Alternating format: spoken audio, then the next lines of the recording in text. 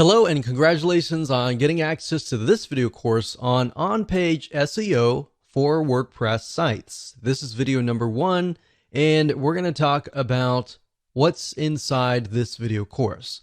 Now, before we do that, and before I give you a quick overview, what I want to do is talk about mindset, because I'm a big believer that if you're in the wrong mindset, then even if you have this video course, even if you try to implement a few things, it's ultimately going to hold you back. And I've seen this time and time again. This specific mindset that I'm about to talk about holds business owners back. And we don't want to see that happen to you. We want to see you succeed as much as possible. Here is the mindset. The mindset is that people make the assumption that every single SEO technique and rule changes rapidly so that what worked 15 years ago doesn't work now. Now, I will say a large majority, yes, it's true that search engine optimization does change rapidly every single month. Now, at the same time, and yes, that is true to a certain extent, but there are basic fundamentals that Google and other search engines look for that still hold true today, that still work today. So let me repeat that. Not everything has changed. It might have changed slightly. But if you get into that mindset of, oh, everything changes, everything that used to work 10 years ago doesn't work now, then you're putting yourself in a dangerous position simply because you will forget the basics. Now, there are a lot of basic fundamental SEO rules, but we're really going to focus on 5 factors, and I'll talk more about that later down the road. So we're going to be focusing on these factors that haven't changed, or if they have changed, they've only changed very, very slightly in the last decade. So make sure that you're not in this mindset, otherwise it will prevent you from actually moving forward. So here's a quick overview of what's inside this video course. Of course, this is video number 1, which is the introduction. Video number 2 is going to be the main focus. So we're going to make sure that you have a clear view of what we're going to talk about. Video number 3, we're going to talk about 5 important factors that you definitely should implement in your WordPress site. Video number 4, we're going to talk about the URL structure, such as what should your domain look like, what should the URL look like, and all of that. Video number 5, we're going to talk about body text structure. Video number 6, we're going to talk about image optimization and basically how to make your images more search engine friendly. Video number 7, we're going to talk about title optimization and how long your titles should be.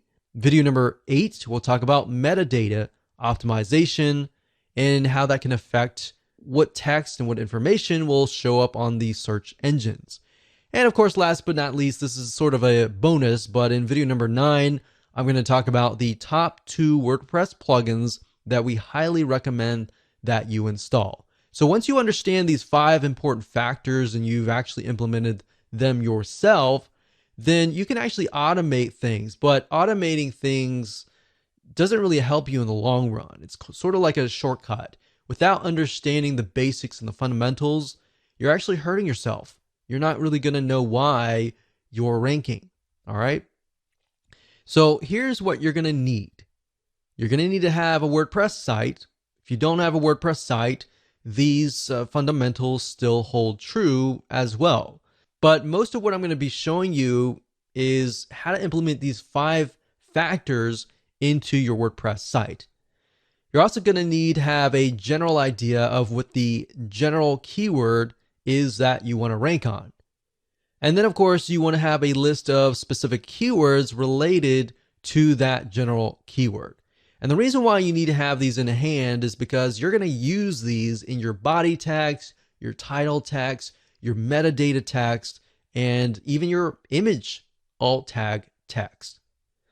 So you're also going to need access to content, written text, and or images to create your post. Now, if you don't have all this information right now, that's fine.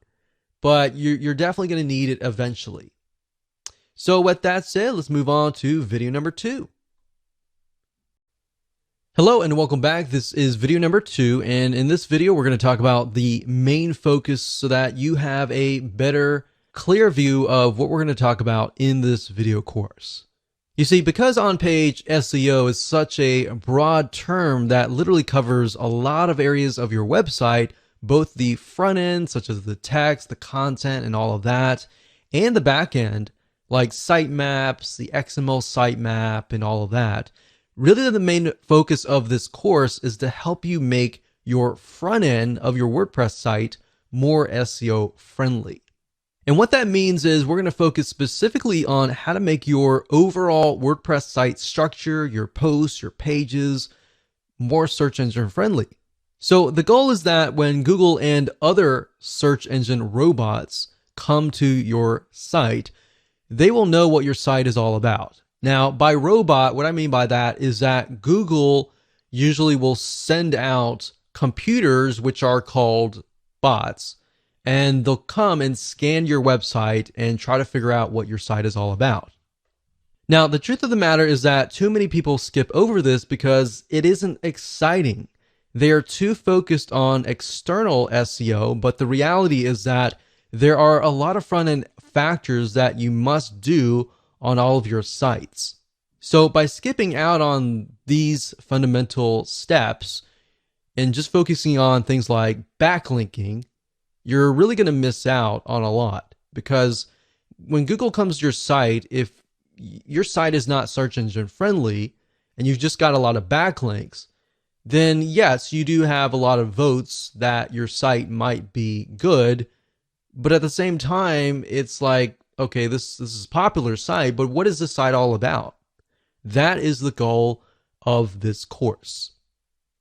Even though that seems basic, it's very often much of a skipped step. So once you get in the habit of doing the following and implementing these 5 factors, you'll actually be ahead of most of your competitors. So the good news is that most people don't do this. So the fact that most people don't do this and you're doing this, you're going to get ahead of them. Now, to clarify what this isn't, however, we're not going to focus on backlinking or any external marketing strategies, which is what I talked about earlier. So now that you have a clear idea of what we're going to talk about, let's move on to video number 3 and discuss the 5 important factors that all of your posts, your pages, your content, your text, your URL structures, and everything else should contain. Hello and welcome to video number 3, and we're going to talk about the 5 important factors. Now, this is a quick overview of the 5 factors, and then of course the next few videos I'll dive in to every single one of these factors. But before we can really discuss them in depth, you need to have a broader bird's eye view of them. So before we jump into the 5 factors that your WordPress sites should have, or even your non-WordPress sites should have, which they'll definitely work on those too, it's important to know a few things first. So you're going to need to have a general idea of, number 1, the general keyword that you're going to want to rank on, and number 2, a list of specific keywords that branch off of that main keyword. Now don't worry if you don't have that now. I'm going to give you a step-by-step technique that will help you figure that out. Now, another big mistake that many folks make is implementing these without a clear plan of attack. And that's why I'm breaking things down in such a manner. There's a reason for everything. In fact, we've seen this with many websites. There's no clear plan, and the website owner simply creates content in an area with little or no traffic. And then they're not ranking on any specific keyword. They might even be ranking on keywords that have really nothing to do with their website. And this is a lot of time wasted, right? So that's why I'm not jumping straight head first. I'm breaking things down so that it becomes clear, and that way you will succeed. Now, we're not going to focus, like I said, on keyword research, but we do recommend that you check out these suggested keywords. Now, what do I mean by that? Well, Google has what we call suggested keywords. Amazon.com also has a list of suggested keywords. Now, this is what happens, and this is super easy. You can literally find the main keyword and a list of specific keywords within a few seconds. So here's what I want you to do. You can do this by going to google.com, for example, and typing in a general keyword. So you'll notice that when you do, Google will suggest keywords. Now, in order for the keywords to appear in the suggested box, that means that there's a ton of people that are searching for those keywords. So in other words, there's a high volume of people searching. So when I typed in the keyword survival kit, out dropped a drop down saying, well, these are other Google suggested keywords like survival kit list, ideas, Amazon, food, and backpack. Now, there's another way of doing this. If you type in the keyword and you press enter, then what's going to happen, and you scroll all the way down to the very bottom, you're going to see a list of words.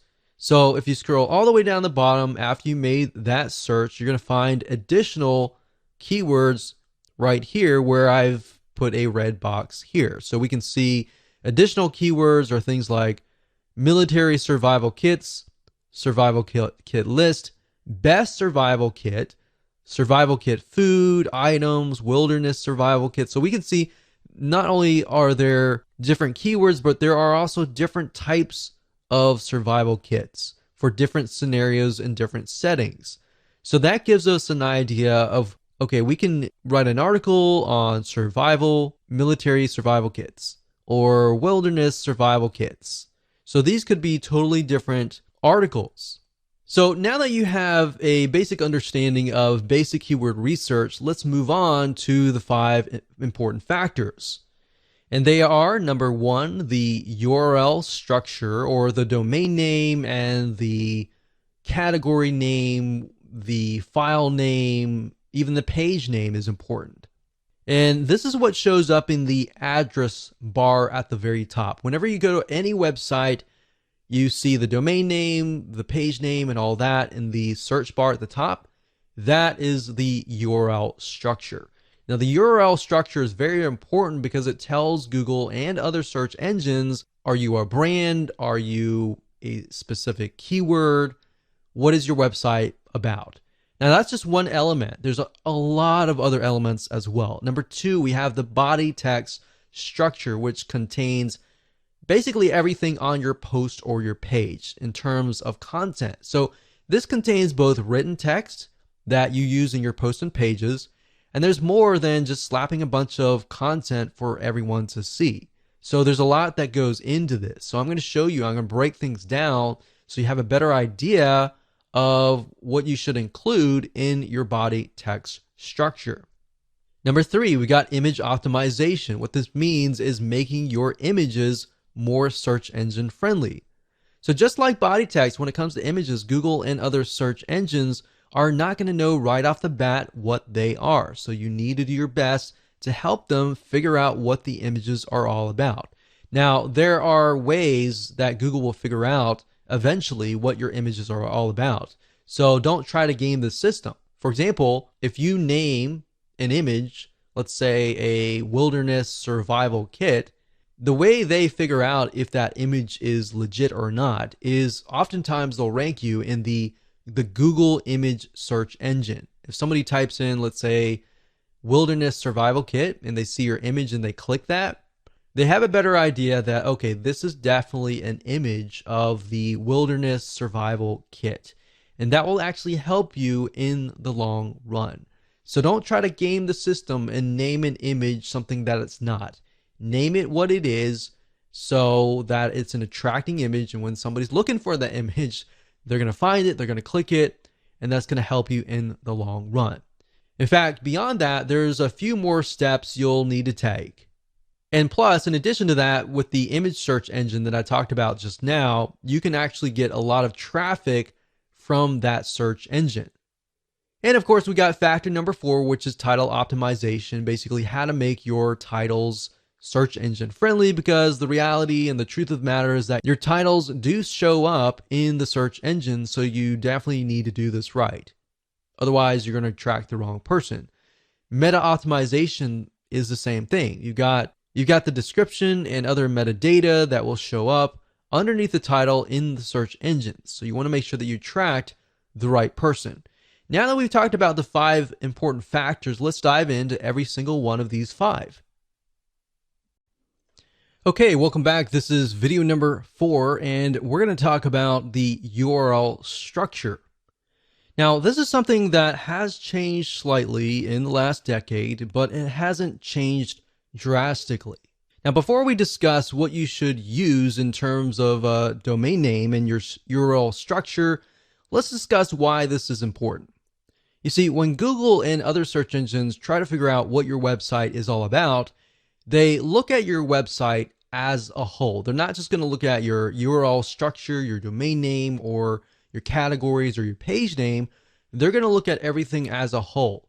Plus, in addition to that, they're going to look at how people interact with your content and if that is true. Now, part of that is what appears in the URL. A search engine friendly URL structure can actually go a long way. Not only will it help the search engines figure out what your page is all about, it's also going to help a human visitor understand what the page is what.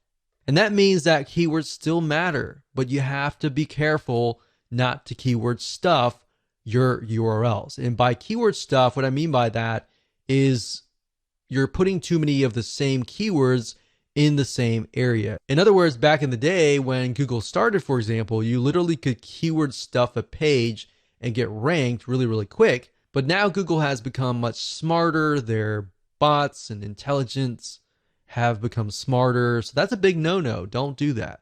And I'm going to show you in just a minute why, if you use certain domain names, that can have a drastic impact on that. So let's talk about domain names. So what should you name your domain name? Should you use an exact match domain, meaning that the keyword is in the domain? Or should you use a brand name? Well, there's a big debate that using a keyword in the domain name will actually get you ranked higher. That actually worked back in the day. Sometimes it still works today. And there's really no right or wrong answer. Literally, at the end of the day, we don't know. Nobody knows what Google wants. In fact, what we found now is that there's so many exact match domains and so many people that are using keywords in their domain names that it actually might help and it might not.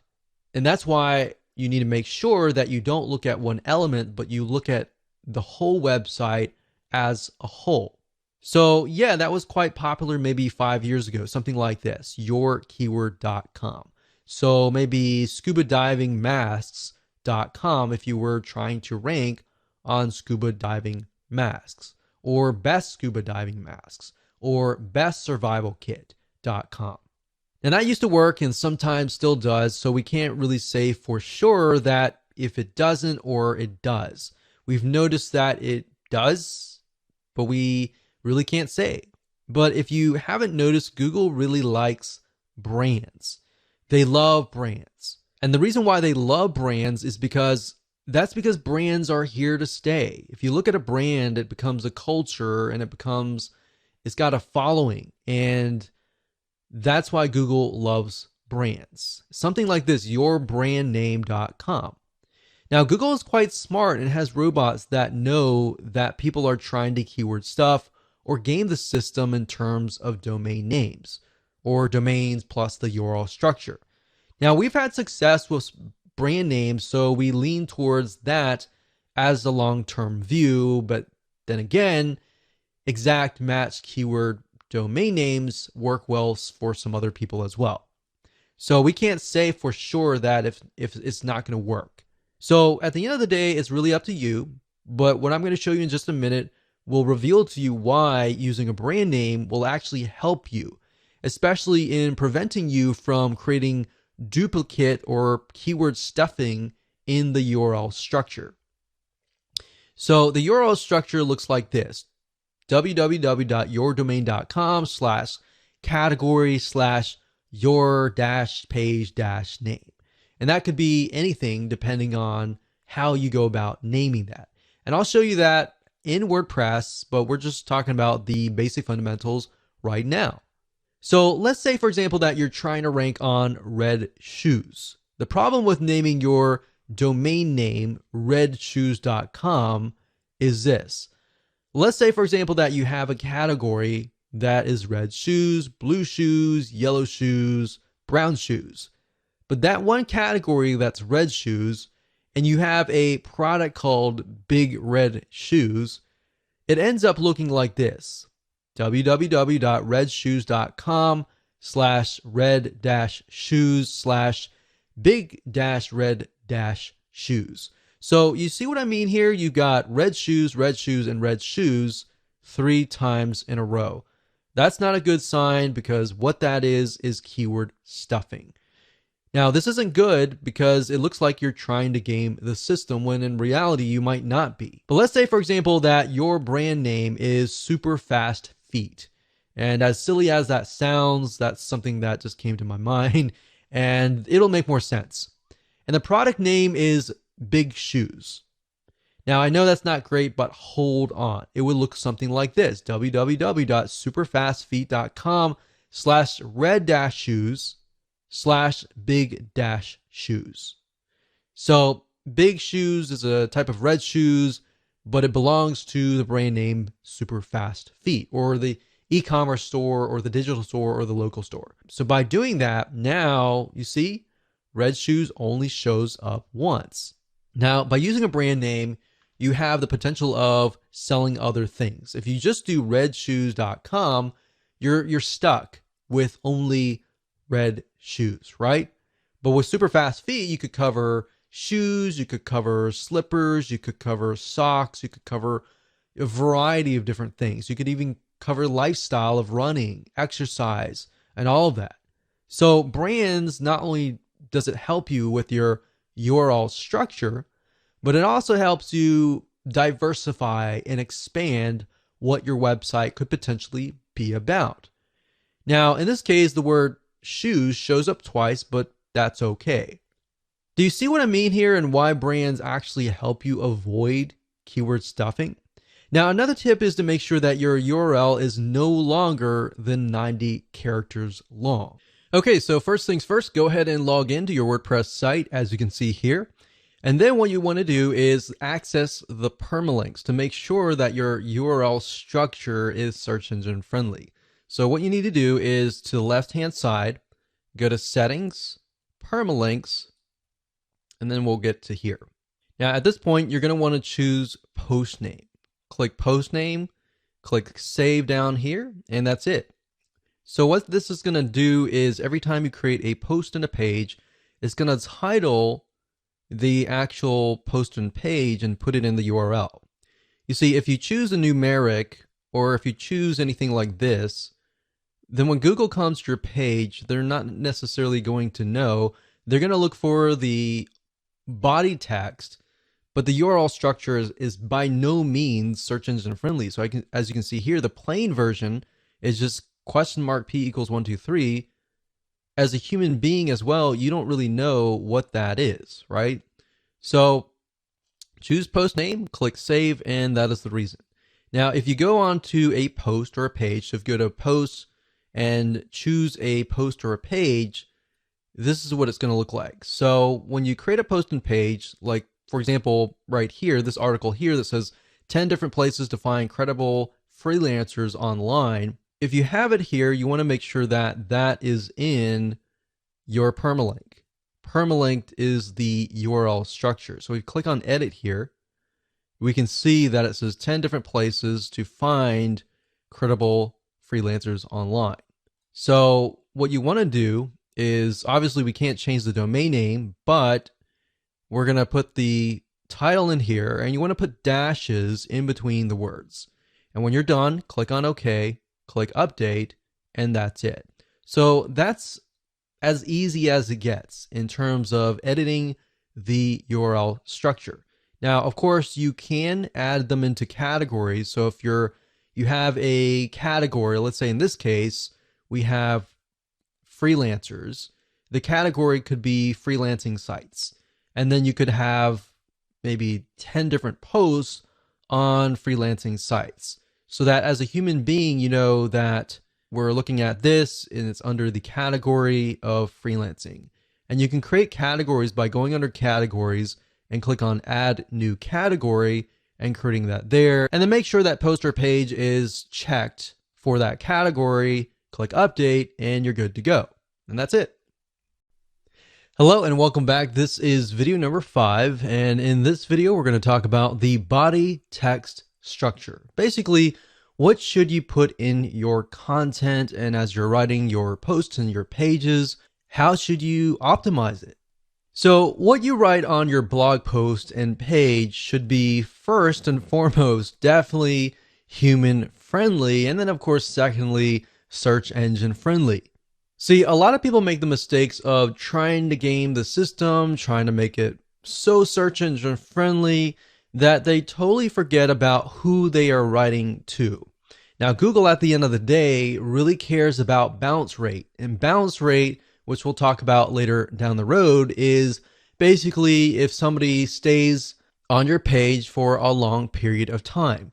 If they just come to your page and they leave immediately and Google sees that, that's not a good sign. In fact, if they go to Google and they type in, let's say, for example, survival kit, and they go to your page and they don't like what they see, and then of course they go back to Google, Google knows that they just left your page, and that's not a good sign. And that will actually hurt your ranking. So if you merely write for the search engines, you're going to have to deal with the bounce rate, a high bounce rate, a low stick rate. Stick rate meaning how long do they stay or how long do they stick around? And that will have a negative impact on you.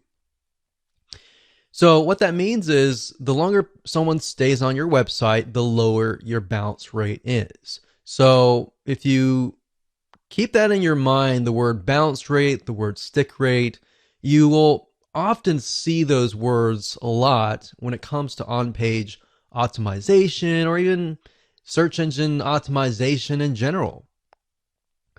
So to Google, websites with a lower bounce rate must be good. The fact that people are staying on your page for a longer period of time tells them, okay, this website must be what people are searching for, right? And this is important to Google and other search engines as it also indirectly tells them that your site must have good content. And then they're going to rank you higher. So that's just one of the many, many different factors that you're going to deal with. And that said, let's discuss some elements that you need to have in your body text. You definitely want to stick to one main keyword. And you want to have that main keyword definitely in the title of your page and throughout your page. So that keyword should be the same one in the URL structure for that post or your page. Now I'm going to show you in a minute. If we hop on over to WordPress, you can name it the title, and if everything is set up correctly, the permalink or the URL structure should have that keyword, and that keyword should be spread about. Now, you definitely don't want to make it appear too many times, otherwise that will be seen as keyword stuffing. So it should appear, like I said, in the page in headings 1 and 2, which will be in the body text. And I'll give you an example later down the road when we show it to you live in action. And it should be somewhere in the first paragraph as well. It should be bold or italicized. Now, don't overdo it. There are actually ways to get around doing this and make it look natural. You got to remember, you're writing first and foremost for the human being first. So when you put it in your text, you got to make sure that it is going to make sense to the human being. And you want to try to use variations of your keywords as well. So let's say, for example, let's use the example that we talked about earlier in the URL structure video, which was red shoes. So you want to try to use variations of the keyword or even synonyms. So Google at least is smart enough they have this huge database of words that are related. So as far as the body text and the other factors, what I'm going to do is stick with the exact same post that we looked at in the previous video with the URL structure. So up at the top, if we say that our main keyword is maybe find credible freelancers or places to find, maybe that's our keyword, places to find credible freelancers, then what we want to do is we want to make sure that it's in the heading 1 and 2. So we could take that and we could put it here and we could highlight that. And then under this drop box here, we want to do heading 1. So that would be the heading. And then you want to make sure that it's heading 2, but we can do that later. So you want to make sure that it is in the first paragraph. So it says, are you looking to outsource some of your work so that you can focus on your business better? Finding the right person can be difficult, but there are places online where you can search for credible freelancers. So places to find, we could say, so let's discuss places to find credible freelancers. So obviously the first letters are capitalized. So I want to make sure that it's human friendly. So we say, so let's discuss places to find credible freelancers. And then you can highlight that. So places to find credible freelancers. So this can be italicized. This can be bolded like that. All right. So that needs to be in the first paragraph. You can also have it later down the road as a heading 1. And if we scroll down, we don't have an image right now, but we'll talk about that later. We'll find an image and I'll show you how to add an alt tag. You want to do that. You want to go through and you want to create variations of this keyword. So places to find credible freelancers. Fiverr.com. This is a good place to find great freelancers. So we use the word credible. You can mix it up and say good place to find great freelancers or hardworking freelancers.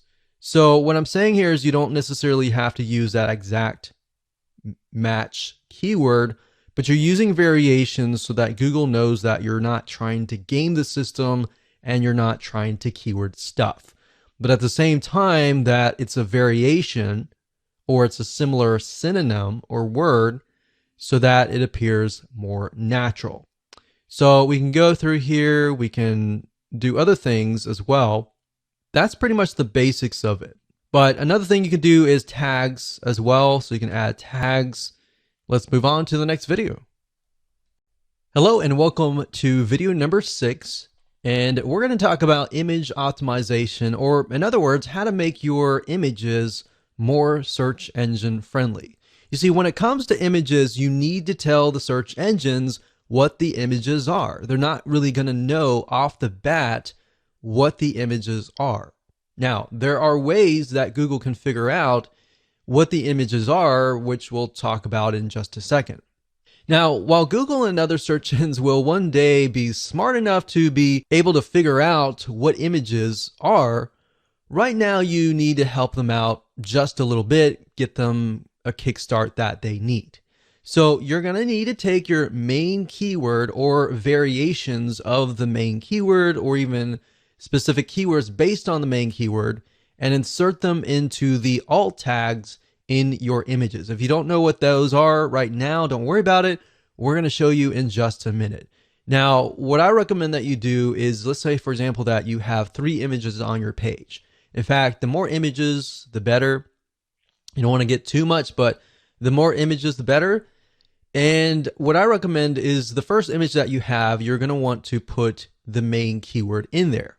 Now, make sure that it actually relates to the image itself. So if the image is a image of a shoe, you definitely don't want to put like something like a peanut butter sandwich or something.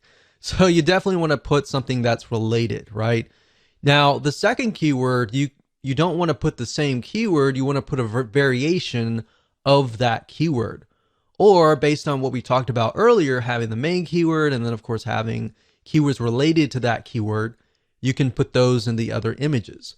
But you have enough where Google looks at it and thinks, okay, all these images are related.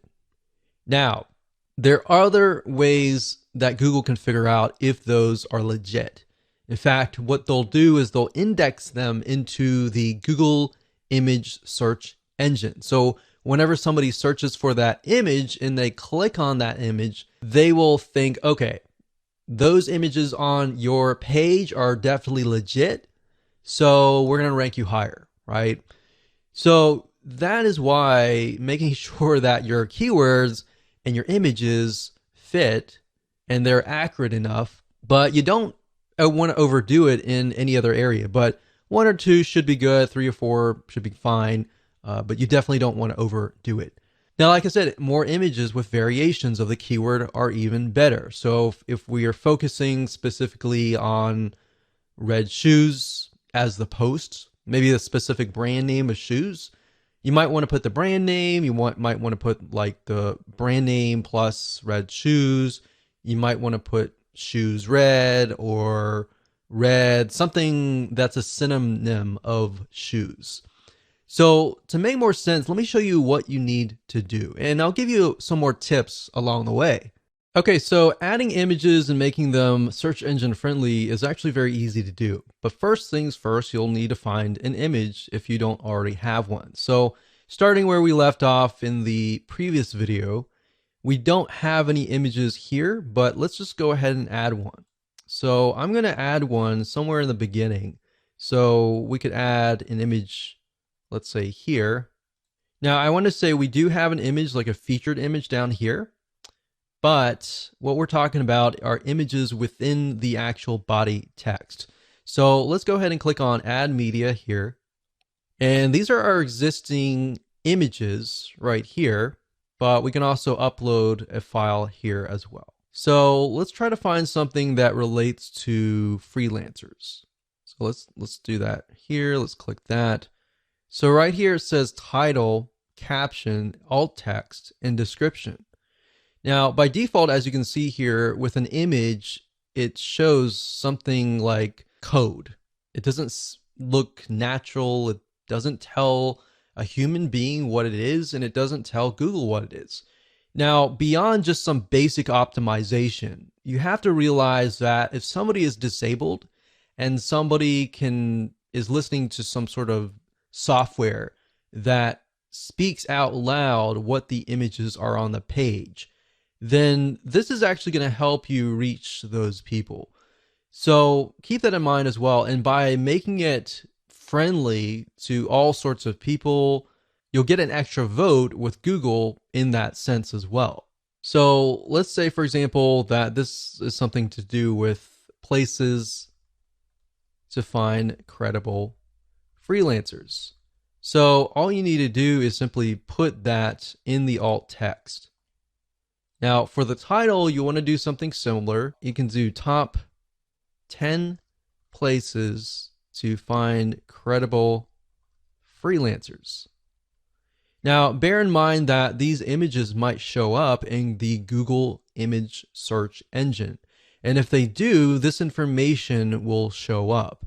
So if somebody is utilizing the image search engine, which a lot of people do, then they're going to see that. And if your competitors are merely just uploading the images and they're not optimizing it for the alt tags and the titles and the descriptions and all that, you're going to be one step ahead. All right. So caption can be, this image shows a screenshot of the top 10. So we could do a variation of 10. So 10 as in TEN places to find great freelancers. So you want to mix and match and keep it different so that it doesn't look like you're keyword stuffing. And then of course you can put the description here. So when you're ready, click on Insert into Post, and there we go.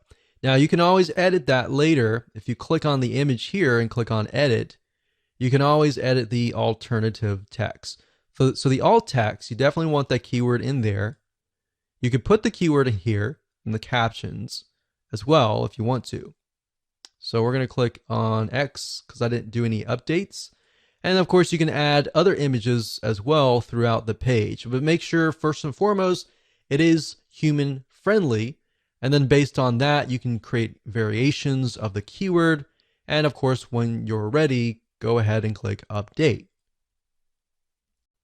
Hello and welcome to video number 7. Let's jump right in. So we're going to talk about title optimization. So this is extremely important because it's often the first thing that people will see as they are searching the internet. So if you imagine you go to google.com and you type in a keyword, whatever that is, and you're going to see the titles and then you're going to see the descriptions of each and every single website, or with YouTube, you're going to see the titles, the descriptions, and of course the image. So based on the media in general, they're all going to have titles. So having the right titles is important. So like I said, this is really extremely important because that's the first thing that they're going to see. And you're going to want to make sure that you're ranking on the keyword that is in the title. And then of course, when they get to the page, you want to make sure that the content fits the title. So you want to be congruent all the way. The more that you're congruent, they're going to get what they typed in. They're going to trust you, and then they're likely to take action if that is the case. So this needs to be set for all of your posts or your pages.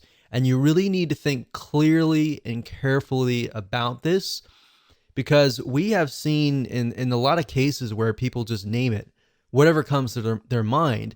And what ends up happening is you work so hard to create the content and you attract the wrong person and they come to your post or page and you wonder why nobody is taking action, right?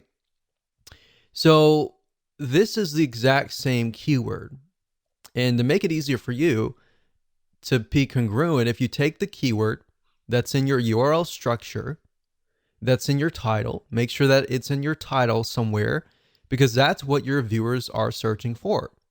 Now, sometimes people will put the keyword straight up in the beginning and they'll put the keyword dash whatever. But what I recommend that you do is put the keyword in the title, but you want to make sure that it sounds right. It's got to be human friendly first, and then of course secondary search engine friendly second.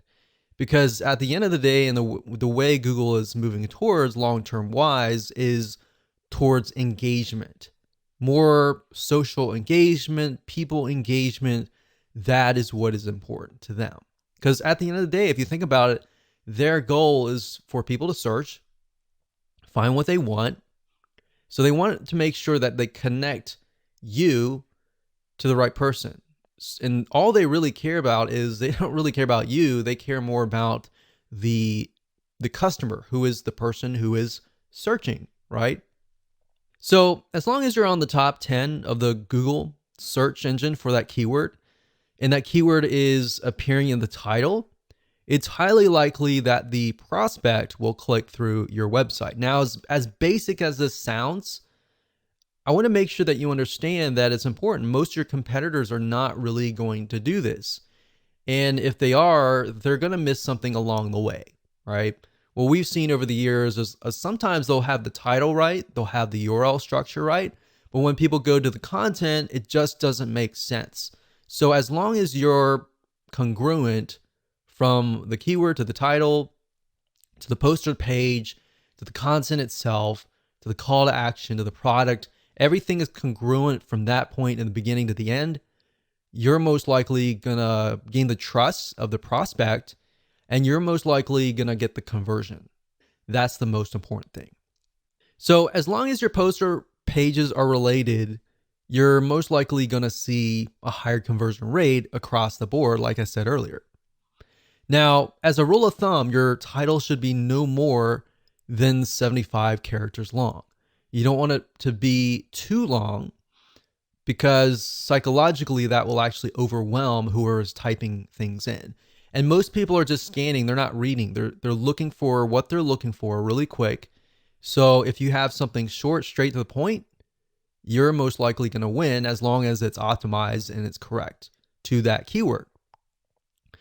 So now that we've talked about the fundamentals, let me go ahead and show you what you need to do to set this up properly. So we already briefly talked about the title, but this is your title, right? So a lot of times, let's say for example, that the keyword is places to find credible freelancers. Sometimes you'll find people do something like this, places to find credible freelancers. And then of course, they'll put the keyword first and then they'll put a sentence. You can do that if you want to. There's no proof that it doesn't work, it works or anything like that. But you definitely want to make sure that it is human friendly first and foremost. So in this case, ours is 10 different places to find credible freelancers online. Or we could do something like top 10 places to find credible freelancers. Now, whatever you do, if you change the title here, make sure that it's changed right here as well. So if we do that and we go back over here, we just copy that in, but we need to make sure that there are dashes in between the words. So what I'm doing right now is I'm simply adding dashes in between the words. So there we go. We click OK, and that's it. So the title is crucial. Now, I'll show you later down the road where you can use 2 WordPress plugins, which you can add more data like the metadata, the description data, and all of that. But for now, by default, if you don't have those WordPress plugins, what the search engine will often do is they'll grab the title. So we'll click update and that's it. Okay, so this is video number 8, and we're going to dive straight in and talk about meta optimization. So this is the description that is going to show up on the search engines. So just like the title optimization video beforehand, this is what people are going to see in this search engine when they search the internet for a specific keyword. So in other words, it's the description beneath the title, and you're going to need to make sure that this is set up both in your posts and your pages. And this needs to be no more than 160 characters long. So let me show you what you need to do. Okay, so we briefly talked about this before, but I'm just going to do a recap here. So we talked about the meta description being important. So for images, like I showed you with the image optimization, that's why the description is crucial, because if they're appearing in the image search engine, it will actually appear with that description and that title. Now, if you don't have a WordPress plugin that is installed, it's typically going to grab this as a title, and then the description usually is the beginning paragraph. So for congruency's sake, you want to make sure that's why the keyword needs to be in the title, the first headline here, and the description. And you usually want to try to put the keywords down here, but you don't want to put it too much. Sometimes it will look at how many words you have compared to how many keywords that you have. If you have too many keywords, you're going to want to add more text. If you have more keywords, you definitely want to add more images as well. So the more images, the more text that aren't really that specific keyword, the better. So by default, like I said, it's going to grab this as a description, but then as you have the WordPress plugins that we'll talk about later, you'll have the opportunity to add more metadata, which I'll show you later on. But this is sort of a video that's sort of a preliminary to discuss why the metadata is actually still used. Hello and welcome to video number 9, and congratulations, first and foremost, you've reached the end of this video course. And this is kind of a bonus because we talked about how to manually optimize your WordPress site. Now we're going to talk about how to automate the process. Now, the reason why I didn't jump straight into this was simply because you need to understand why things are important, what elements you need to have on your pages to make it important.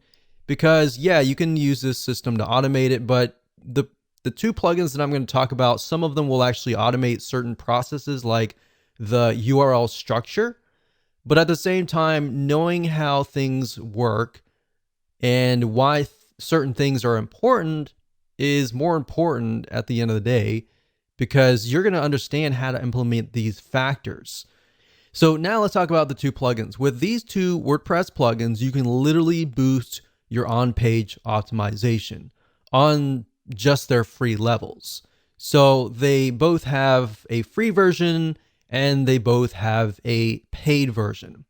Now, two of these are very common. The first one, you'll most likely maybe already be using it.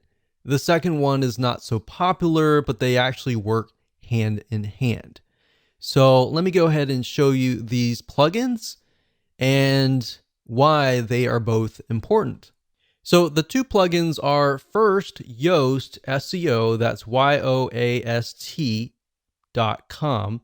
And if you go here, you can get a better idea of what it's all about. But this is one of the most popular SEO plugins, and this will actually help you optimize your site automatically. So now that you understand the basics, the title, the description on all of that, a lot of times what Yoast will do is if you just create a title and you put that in the title of the WordPress post or page, you click update, it'll automatically fill in the permalink or the URL structure. So, and it'll fill out other data as well as you begin to create your post and your page.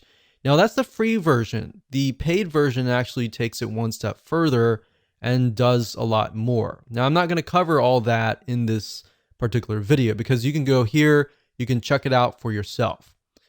Now, if you want to figure out how to install it, it's very easy. All you have to do is go to your WordPress site here and go to add plugins under plugins, type in the word Yoast, and you'll see it right here. The second plugin is called SEO Squirrely, as you can see here. So you can do a Google on this, but if you type in SEO Squirrely, that's SEO SQUIRRLY. And if you go here, then you can actually download the plugin, and there's a free version, which is, in my opinion, we've tested it out, and the free version is really, really good. And what SEO Squirrely focuses on is schema. And schema is necessary because that's the way of the future. And it tells search engines what your site is all about and more information than that. But the short answer is it just helps optimize your site in a much better way. And now when you go to SEO Squirrely, it'll say, you know, our plugin is better than Yoast. And then of course, Yoast, sometimes you might see an article out there. I haven't seen one, but I'm sure there's a comparison, and you'll see that they're going against each other. But at the same time, you can either do Yoast or you can do SEO Squirrely. Now, what we've found is SEO Squirrely focuses on schema, like I said, and schema is just a way to make your site appear in the search engines where people will click on your link. So if you've seen, for example, the ratings, the 5-star ratings that appear in the search engine, that is based on schema. And there's a lot of other different little elements where if you've got on your page like images and videos and all that, SEO Squirrely will automatically optimize those media types on your page. And we found that we've actually tested this one and Yoast together, and they actually work hand in hand. Now, they can run into each other based on like the title and the meta description and all that, and they can conflict in that realm. But at the end of the day, you kind of need to just pick and choose which one you want to go with and just go with one. So Yoast, I can tell you, will pretty much do everything that we talked about. SEO Squirrely as well.